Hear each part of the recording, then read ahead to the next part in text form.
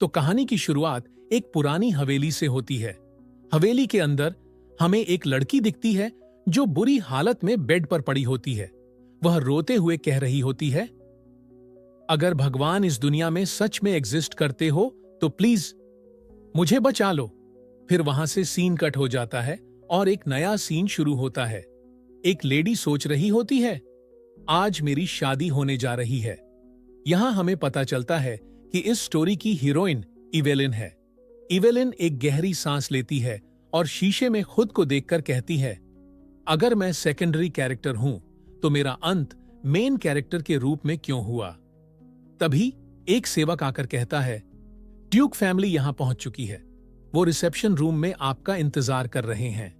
इवेलिन मन में सोचती है, all right, everything will be fine. नाश्ते की ओर जाते हुए उसे थोड़ी नर्वसनेस होती है। फिर वह सोचती है, चलो ठीक है, अपने प्लान पर फोकस करो। वहां एक लेडी इवेलिन से कहती है, तुम लेट हो, क्या तुमने जानबूझकर हमें इंतजार करवाया? और फिर थोड़ा हिचकिचाते हुए पूछती है, डायरफिन कहां है? वैसे मैं और सर इतनी दूर आने के लिए धन्यवाद। वह लेडी गुस्से से कहती है, मुझे मैम नहीं, राय वर्नॉक योर ग्रेस बुलाओ। इवेलिन बोलती है, मुझे माफ कर दीजिए मेरी प्यारी ग्रेस। वह लेडी बताती है, यहां आते समय मेरे साथ कुछ गड़बड़ हुई। मुझे लगता है कि यह शादी 5 दिन के लिए टल सकती है। मैं गलत नहीं हूं, मैं एक सोल डॉटर हूं जो अब इस दुनिया में नहीं रही। इवेलिन मन में सोचती है, मुझे अपने घर का अंतिम सदस्य बनाकर छोड़ गए, फिर भी उनका बेटा अपने पूर्वजों के वादे के अनुसार मुझसे शादी करने को तैयार है। पर शायद वह नाखुश है, मैं सब जानती हूं। तभी एक दासी कहती है, लॉर्ड डायरफिन आ रहे हैं। डायरफिन के पिता कहते हैं, तुम वहीं हो? डायरफिन आते हैं और कहते हैं, वेलकम फादर मदर। उनके पिता जवाब देते हैं, तुम्हें देखकर सब अच्छा लगता है। अब हमें पता चलता है कि इस कहानी का हीरो डायरफिन है। वह इवेलिन को आवाज देता है, इवेलिन। इवेलिन जवाब देती है, बोलो। डायरफिन कहता है, मुझे तुमसे प्राइवेट में कुछ बातें करनी है। दोनों कमरे में चले जाते हैं। डायरफिन कहता है, मैं तुम्हें कुछ बातें बता देना चाहता हूं जिनका ध्यान रखना जरूरी है। पहला, हमारे बीच कुछ भी बदलने की कोशिश मत करना। हम पति पत्नी हैं, लेकिन मैंने यह शादी सिर्फ अपने दादाजी की वजह से स्वीकारी है। मैं तुम्हारे लाइफ में इंटरफेयर नहीं करूंगा और तुम भी मेरे लाइफ में इंटरफेयर नहीं करोगी। और हां, मैं तुमसे किसी भी तरह का शारीरिक संबंध नहीं बनाना चाहता। हम अलग अलग कमरों में रहेंगे। इवेलिन दुख से कहती है, डायरफिन मेरी तरफ तो देखो, ऐसा कैसे कर सकते हो? डायरफिन सख्ती से कहता है, और हां, रोने की कोशिश मत करना, नहीं तो और दर्द होगा।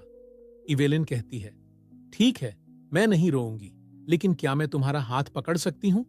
जैसे ही वह उसका हाथ पकड़ती है, डायरफिन झटके से हाथ हटा लेता है। तुम क्या कर रही हो? वह कहती है, मैंने कभी उम्मीद नहीं की थी कि तुम मुझसे प्यार करोगे, लेकिन अब कम से कम इतनी इजाजत तो दो कि मैं तुम्हारा हाथ पकड़ सकूं। डायरफिन कहता है, आज की गई गलती आज तक ठीक है, लेकिन आगे ऐसी कोशिश भी मत करना। इवेलिन सोचती है, मुझे कोई फैमिली नहीं है।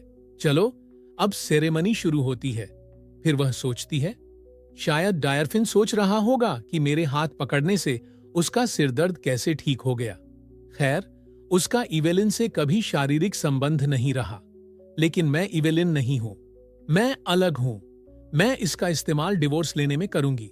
जब डायरफिन 2 साल में ड्यूक बनेगा, वो खुद डिवोर्स मांगेगा और यही होगा हमारा अलग होने का सही समय। मैं इस नॉवेल में जगह चाहती हूं ताकि डिप्रेशन से बच सकूं, लेकिन उसे देखकर पछतावा होता है। चलो कोई बात नहीं, 2 साल बाद मुझे एलिमनी मिलेगी और मेरी लाइफ सेट हो जाएगी। यह शादी आखिरकार खत्म हुई, लेकिन जब मैं सोचती हूं कि मुझे उसके साथ जीना है, तो लगता है यह बहुत कठिन होगा। एक सख्त सास, एक दुश्मन जैसे ससुर और एक पूरा स्टाफ जिसकी निगाहें सिर्फ मुझ पर होंगी। और फिर यहां एक नए किरदार की एंट्री होती है, फेनरिस, जो इवेलिन से इतना प्यार करता है कि उसे पाने के लिए किसी भी हद तक जा सकता है, यहां तक कि किडनैप भी। वैसे भी इस नॉवेल का हर कैरेक्टर डिरेंज्ड है, क्योंकि यह एक डार्क रोमांस नॉवल है। मुझे तो लगता भी नहीं कि यह कोई रोमांस नॉवेल है। फिर हम वापस प्रेजेंट में आते हैं। क्या तुम मुझे सुन रहे हो इवेलिन? मैंने पहले ही कहा था, हम अलग अलग कमरों में रहेंगे और खाना भी अलग अलग खाएंगे। मैं सुबह से रात तक बाहर रहूंगा, इसलिए गेट पर मेरा इंतजार मत करना। इवेलिन कहती है, तो यही तुम्हें अच्छा लगता है? चलो ठीक है। क्या मैंने जल्दी जवाब दे दिया इसीलिए नाराज हो गए? क्या मैंने कुछ गलत कह दिया? नहीं, तुमने कुछ गलत नहीं कहा।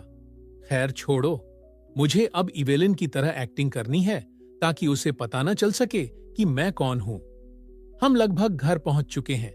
शुक्र है डायरफिन के पेरेंट्स यहां नहीं रहते, लेकिन एक और इंसान है जिस पर मुझे नजर रखनी है, डायरफिन का एडवाइजर, वही आदमी जिसने स्टोरी में इवेलिन को सबसे ज्यादा सताया था। फिर वे घर पहुंचते हैं और एक आदमी स्वागत करता है। Congratulations on marrying into the duke family, miss Ibelin. और वह शख्स है डायरफिन का राइट हैंड, रिकाल, एकदम शैतान की तरह बोलने वाला।